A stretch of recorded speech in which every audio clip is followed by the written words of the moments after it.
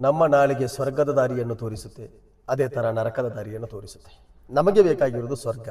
ಆದ್ದರಿಂದ ನಮ್ಮ ನಾಲಿಗೆಯಲ್ಲಿ ಕೆಟ್ಟದ್ದನ್ನು ಮಾತನಾಡಬಾರದು. ನಾವೆಲ್ಲರೂ ಕೂಡ ಮಾತನಾಡುವ ಮೊದಲು ಚಿಂತಿಸಬೇಕು, ಒಳ್ಳೆಯದನ್ನು ಮಾತನಾಡೋಣ. ಕೆಟ್ಟ ವಿಷಯವಾದರೆ ಮೌನವಾಗಿರೋಣ, ಆ ವಿಷಯ ಮಾತನಾಡಕ್ಕೆ ಹೋಗಬಾರದು.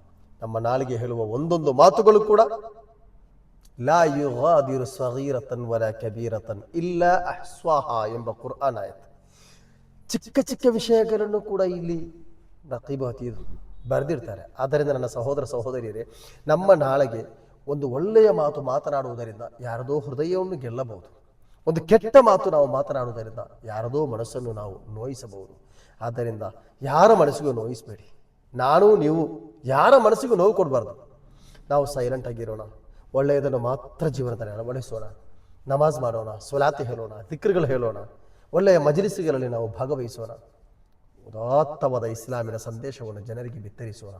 ಅಲ್ಲಾಹು ಈ ನಾಲಿಗೆಯಿಂದ ಕೆಟ್ಟದು ಮಾತನಾಡುವುದರಿಂದ ದೂರ ಮಾಡಲಿ, ಒಳ್ಳೆಯದನ್ನು ಮಾತ್ರ ಜೀವನದಲ್ಲಿ ಅಳವಡಿಸುವ ತೌಫೀಕನ್ನು ಕೊಟ್ಟು ಅನುಗ್ರಹಿಸಲಿ. ಆಮೀನ್. ಅಸ್ಸಲಾಮು ಅಲೈಕುಂ ವರಹಮತುಲ್ಲಾಹಿ ವಬರಕಾತುಹು.